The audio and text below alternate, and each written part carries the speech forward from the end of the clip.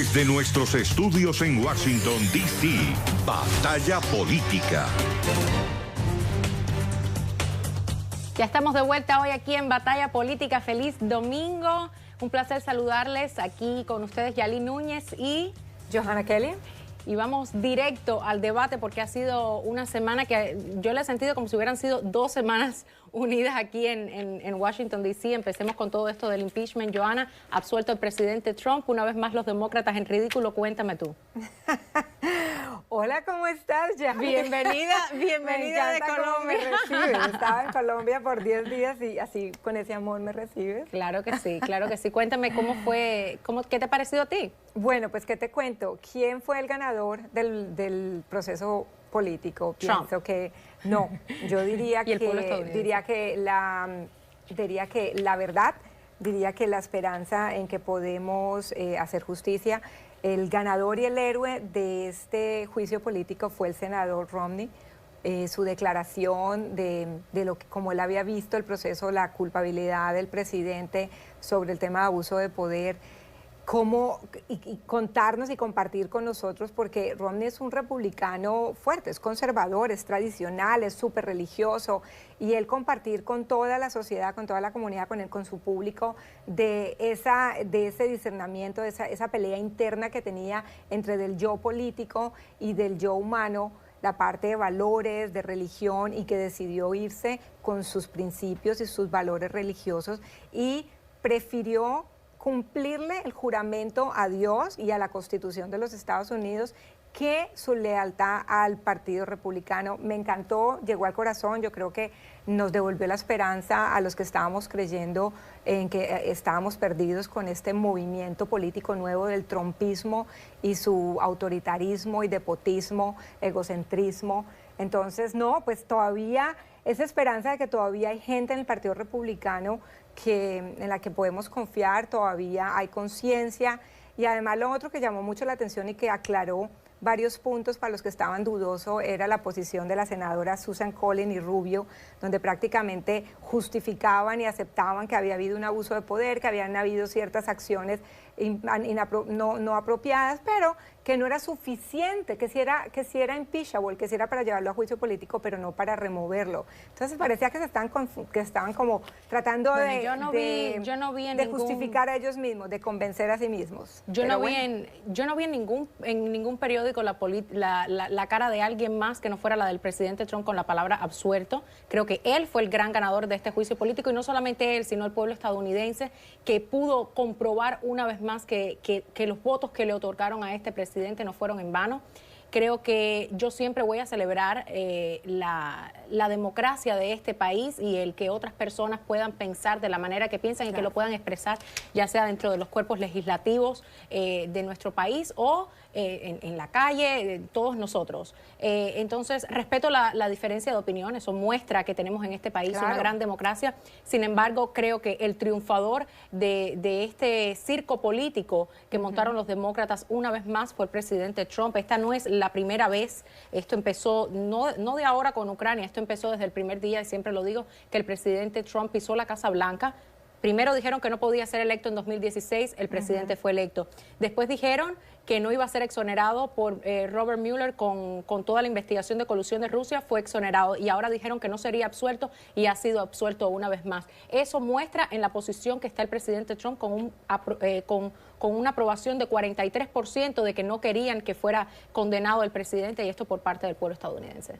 Bueno, cuando hablabas del voto, hablemos un poco entonces del voto popular del 2016. Recordemos que Hillary Clinton ganó en el voto popular con un 48.2%, más de 65 millones de personas votaron por ella, y Donald Trump solo ganó con un 46.1%, solo 62 millones de personas. O sea, si no existiera el sistema del colegio electoral en Estados Unidos, obviamente el voto popular estaba por Hillary Clinton. Ahora, que desde el comienzo de la presidencia ha existido controversia, pero es exactamente por la misma actitud de Donald Trump, es por su manera de hacer política, por sus mentiras, es mentira tras mentira tras mentira, la manera en como infla todos sus triunfos políticos, inclusive sus triunfos personales como empresario. Siempre ha generado una política porque pareciera que no existiera un límite para él.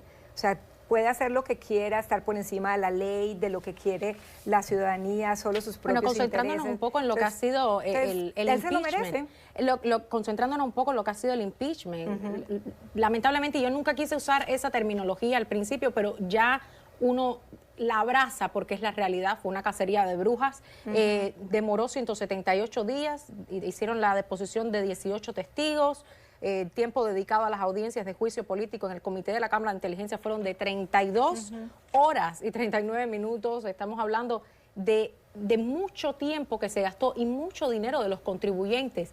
¿Cómo piensan los demócratas ahora proceder en este próximo ciclo electoral? ¿Cuál va a ser la próxima cacería de brujas? Bueno, pero es que no nos vayamos tan lejos porque no le demos una victoria fácil. O sea, él ganó muy fácil porque el Senado, quien lo estaba condenando, lo estaba enjuiciando, es mayoría republicana y obviamente para la condena se necesitaba la mayoría, la supermayoría del Senado y el Partido Demócrata no lo tenía y aunque algunos senadores republicanos estaban dudando, ni siquiera quisieron tomar el riesgo porque no valía el costo político de tener conciencia social el haber cambiado su votación, pero ese fue un juicio que ya se sabía desde el comienzo que le iba a ganar Donald Trump porque pues obviamente él tiene el dominio, está dominando el partido, él hace lo que quiera con su partido no tiene, está totalmente ciego, no tiene conciencia y hace lo que sea por mantenerse en el poder y en la presidencia, así que estamos frente a un movimiento de trumpismo en los Estados Unidos en este momento y seguiremos así porque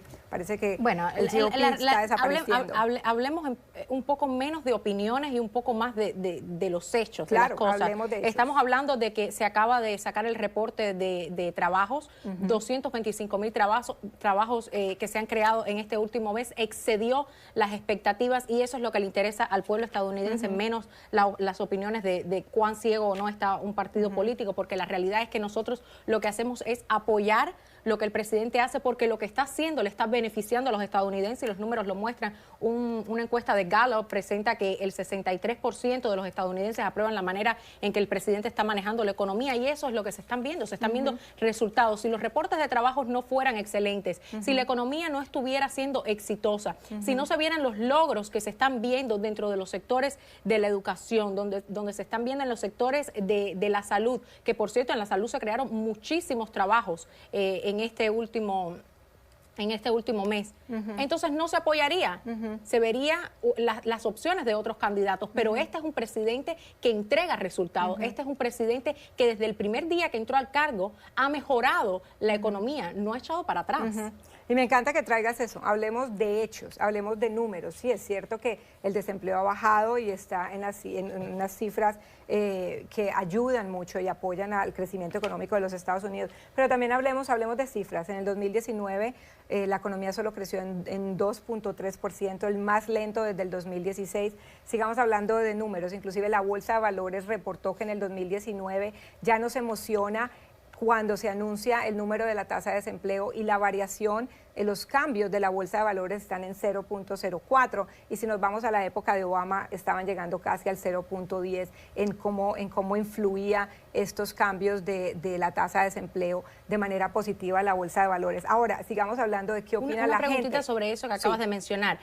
En esos números y en esos tiempos, porque creo que es interesante hacer las comparaciones, ¿por qué entonces los desempleos en las comunidades minoritarias estaba tan alto? ¿Por qué los afroamericanos estaban, y estamos en el mes de la herencia de los afroamericanos, ¿por qué en ese tiempo los números no se veían como se están viendo ahora y ahora se están viendo los niveles de desempleo tan bajos? Claro que sí, mira, es una respuesta muy simple, Yali, porque es que las economías tan fuertes como las de Estados Unidos no se echan a perder ni se reparan así de la noche a la mañana, requiere totalmente de un proceso. Donald Trump llegó a recoger lo que había sembrado y varias de las políticas que había sembrado Obama. 3 años después todavía esa justificación. Claro, pero es que eso es cierto, pero es que así es como funcionan las economías mundiales, así es como funciona la macroeconomía y la microeconomía, eso no me lo inventé yo, está en el libro, está en la academia, lo dicen economistas expertos, esto es un resultado de un proceso que sí hay que darle obviamente que ha mantenido esos números y que está mejorando y que lo sigue mejorando, es cierto, yo no voy a decir que no, pero tampoco podemos decir que llegó y movió sus dedos y que ya la economía era perfecta y no darle un reconocimiento a los 8 años anteriores, porque en la vida real así no funciona, así no funciona. Ahora, hablando de percepción, también el 69% de los americanos perciben que este crecimiento económico no está favoreciendo a todo el mundo, está favoreciendo más a una clase más privilegiada, dejando un poco atrás a la clase trabajadora, a la clase obrera, a la menos favorecida, a la clase más pobre, a la clase media, media y media baja. Y eso sí lo vemos, ¿por qué? ¿Y en qué número lo podemos ver? Es cierto que hay más empleo, pero los salarios no están creciendo de la misma manera como debería. En las personas, la clase más vulnerable está viviendo de cheque a cheque, solo para pagar sus biles. ¿Y eso cómo los vemos? Bueno, es importante destacar, pero déjame terminar, permíteme terminar, y discúlpame, permíteme terminar ya con este tema. Porque, por ejemplo, el tema de los préstamos estudiantiles, si la clase media o la clase trabajadora tuviera más dinero y le sobrara dinero de sus salarios para poder pagar, no tendríamos 1.6 trillones de dólares en deudas y más de 45 millones de personas. Qué bueno que hablas de eso, qué bueno que hablas de eso, porque el déficit ha bajado, no ha subido, y la realidad, el déficit, no queda dinero y no está quedando dinero para pagar la vida real del americano. Tienes que chequear mejor los números. La realidad es que el déficit no ha incrementado de la manera que incrementó durante la administración de Obama, y lo que estamos viendo en estos momentos con esta economía no tiene precedentes, y no pueden justificar y seguir con esa excusa absurda que esta es la economía de Obama, esta es la economía de Donald Trump, esto es debido a políticas y tratados como el USMCA, esto es debido a negociaciones fuertes con los otros países de los cuales no estábamos obteniendo las cosas que teníamos que obtener. Esta es la economía de Donald J. Trump, una economía de éxito. Esto no se debe al presidente Obama. Y la realidad de todos estos juicios políticos en que se ha gastado una cantidad de dinero inmensa, nada más en la investigación de Mueller se fueron más de 30 millones y eso no sale del bolsillo de otras personas, del bolsillo tuyo, del bolsillo mío, del bolsillo de esas personas que están mirando nuestro programa. De los contribuyentes está saliendo ese dinero y son todas excusas demócratas porque no tienen un candidato, y lo estamos viendo con el desastre, que vamos a hablar más adelante de eso, que pasó con Iowa, del desastre que tienen los demócratas montados porque no tienen un buen candidato para poder llevar a las elecciones generales en 2020. Esa es la realidad de este asunto. Lo que quiero traer a colación, que me parece importante, es que una economía fuerte, ¿verdad?, robusta, una economía sostenible, una economía saludable, es aquella que nos permite salir de los ciclos de pobreza, aquella que permite al trabajador, a la clase obrera, a la clase trabajadora, a subir a la clase media, que permite que las familias, que los jóvenes que no fueron a la universidad, vayan a la universidad. Es la economía que nos permite que al final del mes nos deja dinero, nos deja saldos. ¿Para qué? Para pagar las deudas estudiantiles, los préstamos, para poder tener para abonar a las hipotecas de nuestras casas, para poder pagar las deudas que tenemos en la tarjeta de crédito, para poder invertir y dejar de ser asalariados y vivir de cheque a cheque. Esa es una economía, y todavía en la vida real, en nuestras casas, en nuestros hogares, la clase media y la clase menos favorecida y trabajadora no está viendo los resultados de esta economía que está mostrando y que está vendiendo Donald Trump. Obviamente, el 10% de los Estados Unidos que sí ganan y que tienen una clase más alta, ellos sí están viendo porque se benefician de la reforma de los impuestos del 2017 que fue Donald Trump. Que por cierto viene otra, que se beneficia del buen precio de la bolsa de valores porque tienen los millones de dólares para comprar e invertir en la bolsa de valores. Mira, la clase media no. Sí, la reforma de impuestos ha beneficiado a la sociedad en general, no solo a un sector. Más allá de eso, se está evaluando la posibilidad de hacer otra reforma más de taxes que beneficie inclusive aún más a la clase media, y eso es algo que ya el presidente ha hablado, todavía está en conversaciones, pero es algo que es muy probable que suceda este año. Ahora, otra cosa que quiero mencionar, porque tú mencionas a ciertos sectores de la población. Se han creado opportunity zones, zonas de oportunidad, en las cuales, se mencionó en el discurso del Estado de la Unión, se están creando para esas personas que no han tenido la oportunidad o que en estos momentos están desempleadas, programas en específicos comunitarios para que puedan encontrar un trabajo, para que puedan tener una nueva oportunidad, incluyendo también, y no lo hemos mencionado y creo que no se le da suficiente crédito a esto, a la reforma del sistema criminal que se hizo, que fue un acuerdo bipartidista inclusive, que recibió el apoyo también de los demócratas, que logró este presidente. ¿Por qué no lo hizo Barack Obama? ¿Por qué no ayudó a la comunidad que mayormente está afectada por esto en gran parte, que es la comunidad afroamericana, y hasta la comunidad hispana también se ha visto en gran parte afectada por esto? ¿Por qué no se logró? ¿Por qué se están logrando estas cosas bajo Donald Trump y ustedes todavía tienen, y discúlpame que lo diga así, la cara de decir que esto son cosas que vienen por Obama? No tiene nada que ver. Porque el presidente Obama duró 8 años reparando lo que su anterior presidente había hecho. Y fue una reparación de un país de esta magnitud. Obviamente va a demorarse más que 4 años. Además,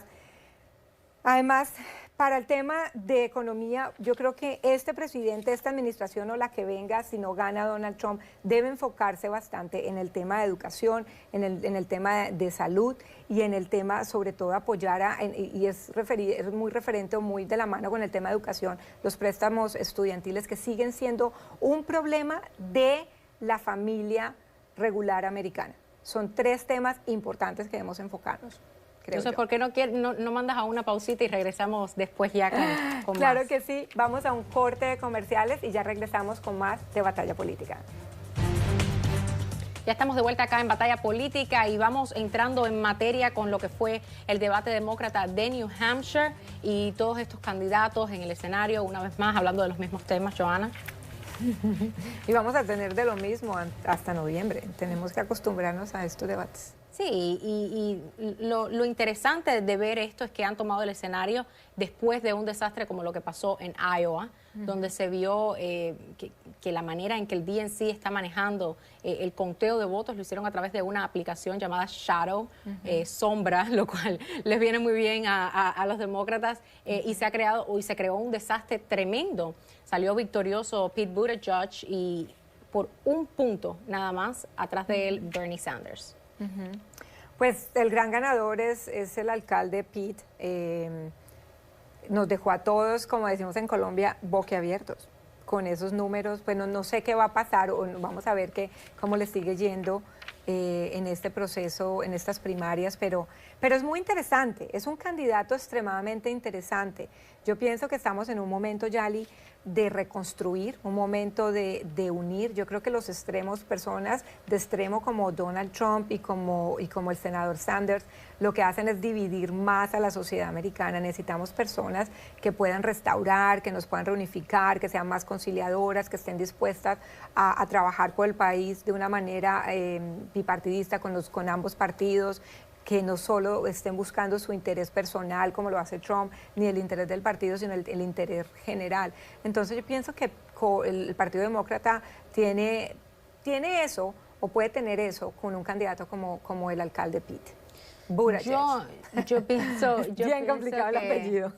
Yo pienso que ya en el Partido Demócrata no hay candidatos moderados. Todos han decidido seguir una agenda socialista, una agenda que hace abogacía por la toma total del gobierno sobre todos los sectores de nuestras vidas. Yo no estoy de acuerdo con eso en lo absoluto. Huí del socialismo y del comunismo, no quiero venir a vivirlo en los Estados Unidos, y creo que ese tipo de propuestas son las que ha tenido Sanders. Creo que los temas los temas que se están tocando, como por ejemplo el tema del medio ambiente, yo pienso que es un tema sumamente importante, y a eso sí doy crédito. Creo que es un tema del cual hay que hablar, en el cual hay que enfocarse, pero no con los proyectos de ley que tienen este tipo de candidatos, con proyectos hablando de trillones de dólares para dedicar a este tipo de proyectos. No es una cosa factible para la economía de los Estados Unidos y para los estadounidenses. Entonces creo que cuando se aborden este tipo de temas hay que abordarlos de una manera realista, y no es lo que hacen los demócratas. Por eso pienso que la manera en que se proyectaba antes el Partido Demócrata y como se está proyectando ahora,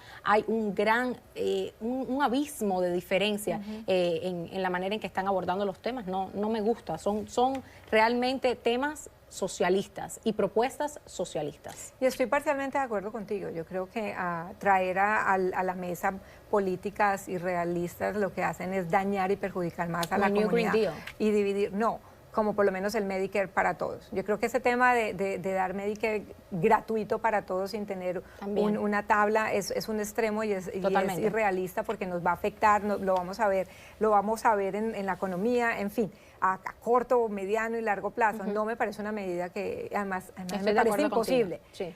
Pero sabes que el alcalde Pete, y el apellido, si ganas y es presidente, no sé qué vamos a hacer con su apellido, Buttigieg, él es diferente. Él es más conciliador.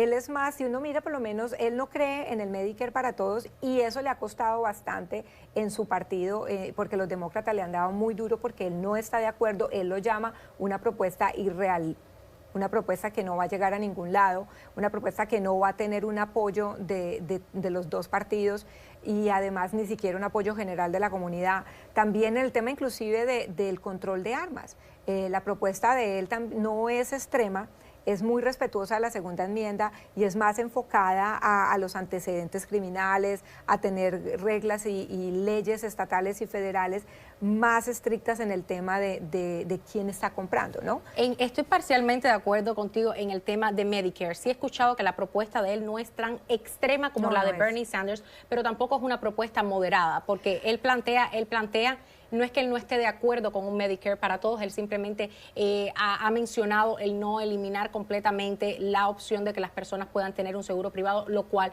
yo pienso que debe haber una opción para que las personas accesen, aquellos que no tengan la oportunidad de tener un seguro privado, puedan accesar algún elemento que provea el gobierno para un sistema de salud, pero no estoy de acuerdo en que quiten el sistema privado y sí he oído que él ha mencionado algo de esto. Entonces, en ese tema estoy parcialmente de acuerdo, pero no es que él no esté de acuerdo con Medicare for All. No, no está. Y créeme que te lo digo porque cuando vi los resultados de Iowa, la verdad no le estaba siguiendo los pasos al alcalde Pitt.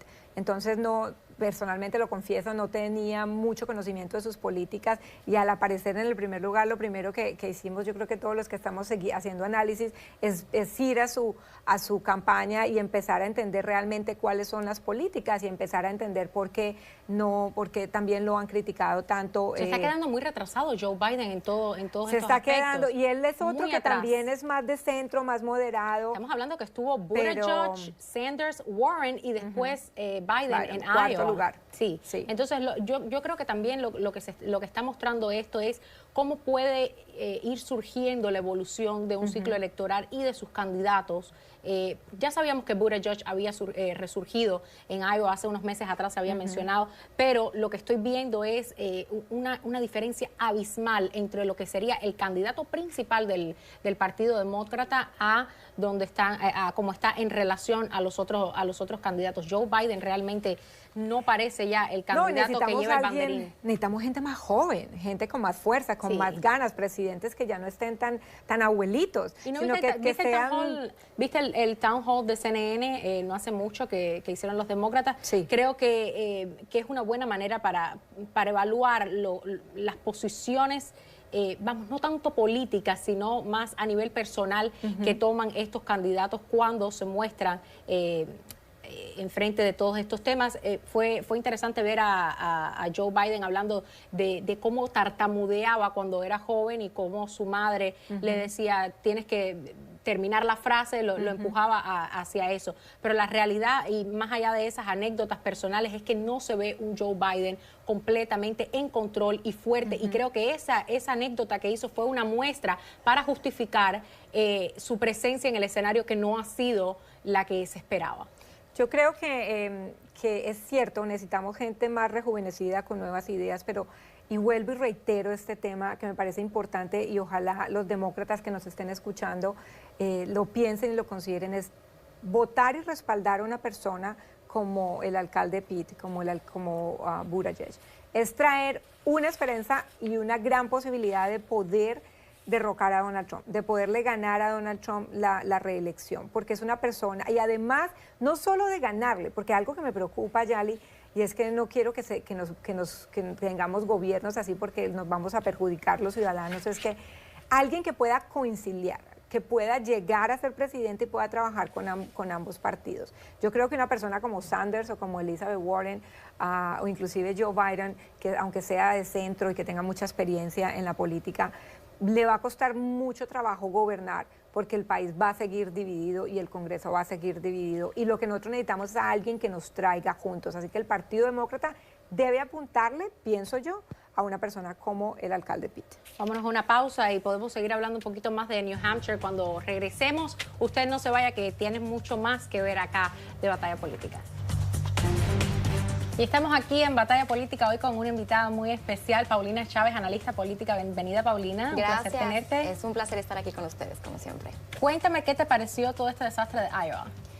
Pues un desastre, francamente, eso es lo que tenemos que decir. Ha sido una verdadera pena ver cómo pues todo el esfuerzo que se había puesto en dar como el banderazo de salida, en capitular a los candidatos y empezar a construir una candidatura competitiva y sólida frente a las elecciones de noviembre, pues ha resultado ser un gran fiasco. Creo que es un tremendo error para los demócratas que les va a costar bastante caro en los próximos meses, una gran muestra de desorganización, de incompetencia.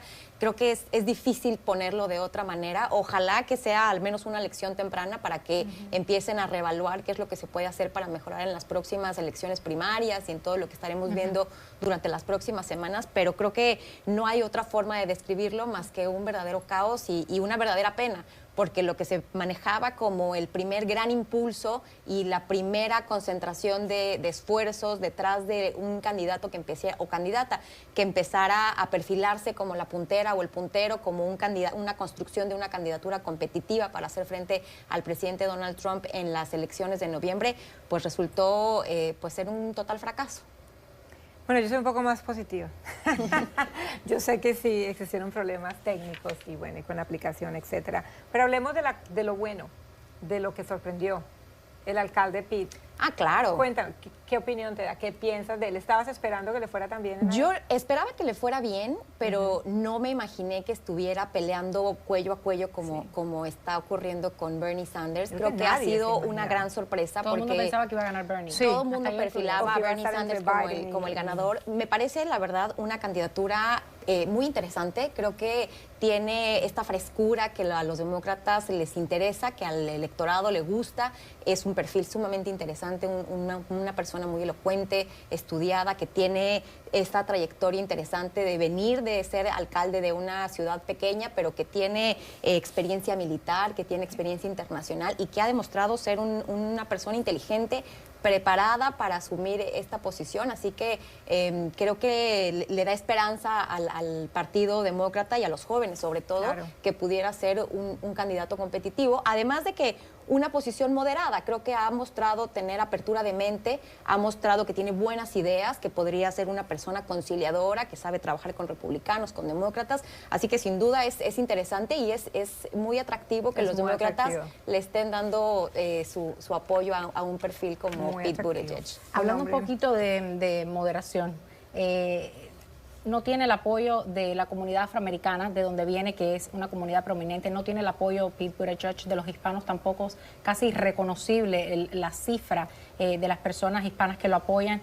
Lo que sí quiero mencionar es que en el debate de New Hampshire se vio el impacto de lo de Iowa y la manera en que respondieron todos estos candidatos. Ahora, cuando hablamos precisamente de moderaciones, de posiciones moderadas, hay que mencionar las cifras que afectarían a un lugar como New Hampshire, donde se llevó recientemente el debate. Estas posiciones que están adoptando los demócratas. 800,000 personas se verían afectadas si se toma el modelo del sistema de salud que quiere Bernie Sanders. ¿Qué opinión te merece al respecto de esto? Bueno, eso yo creo que hay una gran variedad de propuestas y de alternativas. No necesariamente están perfilándose para que las que está proponiendo Bernie Sanders se lleven a cabo. Creo que esa es la riqueza de los debates y de las carreras políticas y de las contiendas electorales, que puedes contrastar las diferentes propuestas de cada uno de los candidatos. Ahí hay una opción que tendrá que ser valorada por el electorado, tendrá que ser analizada por los especialistas y finalmente ellos decidirán, yo creo que con base en eso y con base en el resto de propuestas que se les sean presentadas. Sin duda el tema del sistema de salud será un actor protagónico en estas próximas elecciones y la gente está ávida de escuchar propuestas alternativas. La realidad es que las cosas no pueden seguir como están, así que creo que es bienvenido que se pongan sobre la mesa temas para discutir, alternativas para repararlo y eso es lo que estaremos viendo en los próximos meses. Aún no se ha tomado una definición concreta, aún no hay un ganador que pudiera garantizarse que esa es la ruta que se va a seguir. Eso es lo que tendremos que hacer en los próximos meses, contrastar esas ideas.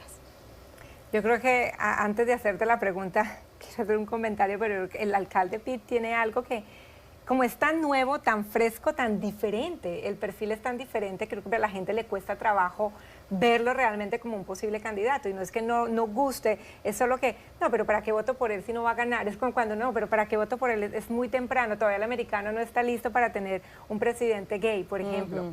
Y es algo que uno escucha mucho en el Partido Demócrata, pero nos sorprendió y puede ser que nos dé una gran sorpresa. Pero hablemos un poquito de economía.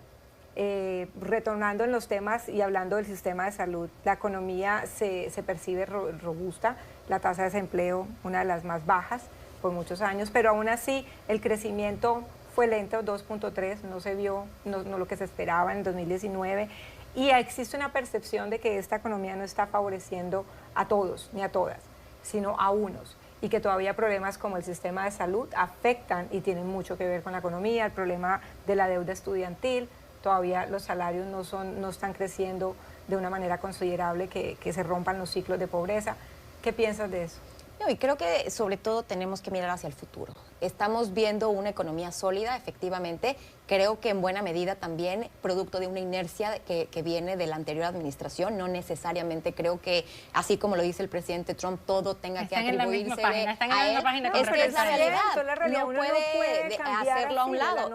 Y sobre todo creo que tenemos que ver hacia el futuro. O sea, tenemos una economía sólida, efectivamente, pero ¿qué se va a hacer para mantener esa economía sólida? Para generar los empleos que se demandan para el futuro, para mover y adaptarse a la innovación, a las nuevas tecnologías. Vemos a un presidente Trump que sí, efectivamente, pues ha enfocado buena parte de su discurso en la fortaleza de la economía, pero que también se rehúsa a ver la realidad respecto a que hay trabajos que ya no son sostenibles. Sigue promoviendo y prometiendo que van a regresar las fábricas, que se van a regresar los empleos del carbón, cuando todos sabemos que eso no es sostenible. Entonces tenemos que buscar también alternativas para darles respuesta a las personas sobre cómo vamos a poder introducirnos y adaptarnos a los nuevos modelos tecnológicos, a lo que demandan las nuevas tecnologías y a los empleos para el siglo XXI. Seguir mirando hacia atrás y seguir abriendo frentes comerciales, por ejemplo, con China, con los países aliados, con América del Norte, que afortunadamente ya salió el Tratado de Libre Comercio, pero abrir esos frentes innecesarios creo que no es la mejor de las alternativas para precisamente buscar una economía fuerte de cara al futuro.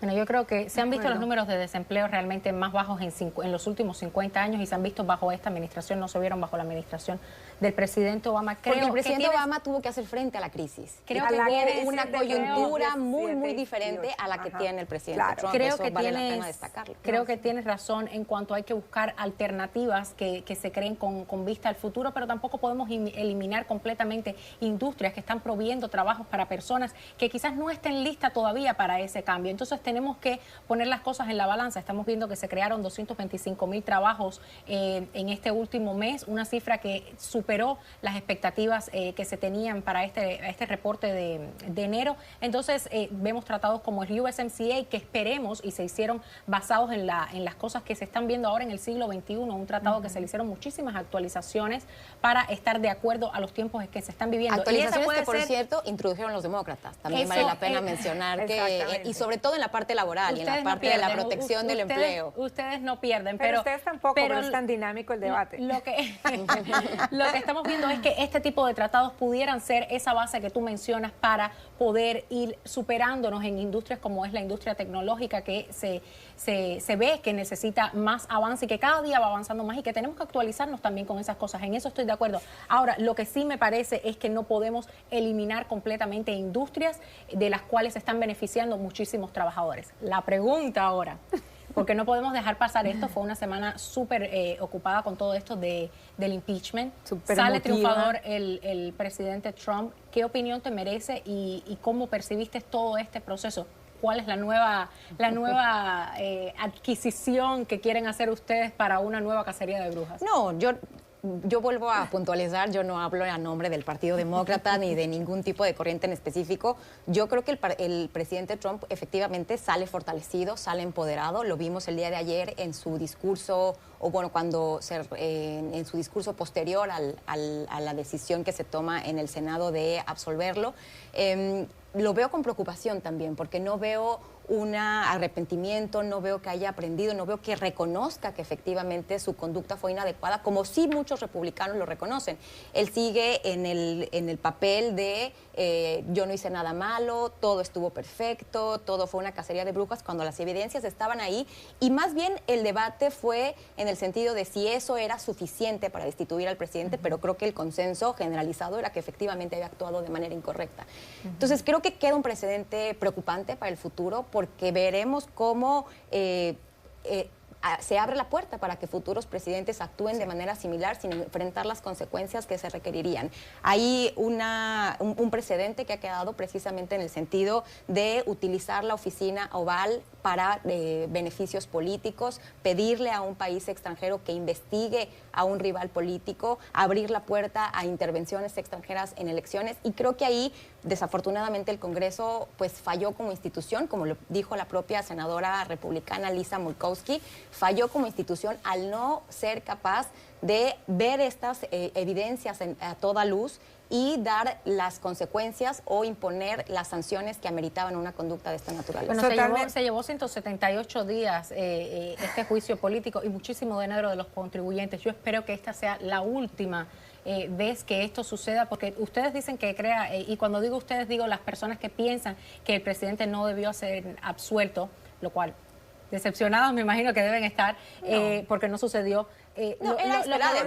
La decepción yo creo que viene de la actuación del Partido Republicano. Sí, y en los argumentos que dieron a conocer, un poco hablando como de la inevitabilidad. El propio senador Lamar Alexander, cuando dio a conocer su posicionamiento respecto a no llamar a nuevos testigos, él mismo lo dijo. Pero estoy convencido de que la conducta fue inadecuada. Pero se depusieron a 18 testigos, ¿no? Y ahí están las evidencias y los testimonios apabullantes de que la conducta del presidente fue inadecuada y que sienta un precedente peligroso. Pero hablemos, ya que tocas ese tema, hablemos de que todavía hay un poco de conciencia o de esperanza. ¿Cómo te pareció el discurso del senador Romney y su votación para remover al presidente basado en el artículo 1 del abuso de poder? Me impactó ver al senador Romney en el pleno del Senado francamente nervioso, sabiendo de las consecuencias a las que tendría que enfrentar por tomar esa posición. Creo que la historia lo reconocerá. Creo que es un voto que habla de una valentía y demuestra una valentía de poner el país por encima del partido, que fue lo que tuvieron que haber hecho los republicanos. El propio presidente, en su discurso posterior, triunfalista, haciendo gala de que había sido exonerado, pues prácticamente les recuerda a los republicanos que su futuro depende de él, que todos tienen miedo de ser puestos en un tuit, de recibir algún tipo de apodo, lo cual acabaría con sus carreras políticas. Y vemos que el senador Romney, si bien tiene unas características diferentes, mucha gente dice que a lo mejor no lo hubiera hecho si tuviera que enfrentar reelección próximamente, o si no tuviera esta solvencia económica que le permite pues vivir de otra cosa que no sea la política. Hay diferentes factores, pero creo que la valentía que tuvo, sabiendo que su vida iba a ser muy difícil a partir de ahora, que mucha gente iba a estar en contra, que lo iba a estar atacando, y sobre todo que su voto no iba a hacer una diferencia, pero simplemente marcar ese posicionamiento de esto no es correcto, esto no es normal y no podemos dejarlo pasar. Creo que la historia se lo reconocerá. Totalmente de acuerdo. Vamos a seguir hablando y nuestros nietos hablarán del senador Romney. Yo pienso que ahora ya hay que dejar esto atrás, si se puede, porque con los demócratas es difícil, y concentrarnos en todo lo que va a ser este ciclo electoral, en las propuestas que van a traer los demócratas durante las primarias. Quiero ver qué van a ofrecer. ¿Qué piensas tú que pudiera ser un tema que les beneficie tocar, que no se esté tocando de una manera... de una manera soñando, digámoslo así, porque realmente las propuestas que hemos visto, con propuestas de trillones de dólares, como es el New Green Deal o el acuerdo ecológico, no son realistas? ¿Qué propuesta piensas tú que pudiera ser una realista para tocar en este próximo ciclo? Bueno, yo creo que más que una propuesta concreta son temas que se tendrán que abordar y, como lo mencionaba al inicio de esta entrevista, contrastar las ideas de los diferentes candidatos demócratas. Sabemos que muchos de ellos tienen posiciones muy diferentes y muy contrapuestas entre sí, así que creo que lo interesante será ver esa riqueza de opiniones, temas que tienen que ver con la economía, con la generación de empleos. Efectivamente, como tú mencionabas, se han generado una gran cantidad de empleos y creo que ahora hay que ir un nivel más allá. Se tienen que generar empleos bien pagados, se tiene que dar a la gente las condiciones necesarias para que tengan una mejor calidad de vida que sus padres, que sus abuelos. Estamos en una generación que cada vez se va a enfrentar a más problemas económicos y a una falta de oportunidades. Así que creo que se tiene que ser un tema fundamental, el tema del sistema de salud, que es una de las principales preocupaciones de todos los estadounidenses, el tema de la seguridad internacional, el tema de la seguridad fronteriza, que también es un tema pendiente, que durante muchos años no se ha encontrado una forma de dar respuesta al fenómeno migratorio. Mencionaste los salarios han aumentado. Y hablemos, antes de irnos, de inmigración. ¿Cómo te pareció los comentarios sobre el tema migratorio del presidente en el discurso del Estado de la Unión? ¿Cómo? Me parece muy desafortunado que el presidente Trump no enfoque su retórica de una manera más constructiva. El fenómeno migratorio no va a parar. Es un fenómeno internacional inherente al ser humano querer buscar mejores condiciones de vida, que no solamente ocurre en la dinámica entre la frontera de México y Estados Unidos. Ocurre en Europa, ocurre en África, ocurre en Asia. La gente se mueve para buscar mejores oportunidades y creo que el presidente pierde una oportunidad de enfocarlo desde un punto de vista más constructivo que beneficie a ambas economías, como se ha demostrado. La integración económica de América del Norte, por ejemplo, ahora con el USMCA, ha demostrado ser positivo para la economía de los tres países. Así que creo que es una oportunidad perdida no aprovechar todas esas aportaciones que hacen los migrantes a la economía. Siempre que esa integración se pueda llevar de una manera legal, yo creo que el presidente la va a apoyar. Paulina Chávez, no ha hecho nada por los DACAs, por los Dreamers. Un placer tenerte acá en nuestro show y esperemos que podamos recibirte una vez más pronto. Siempre es un gusto. Gracias por la invitación. Y ustedes no se vayan, que regresamos con más de Batalla Política. Y seguimos más con Batalla Política.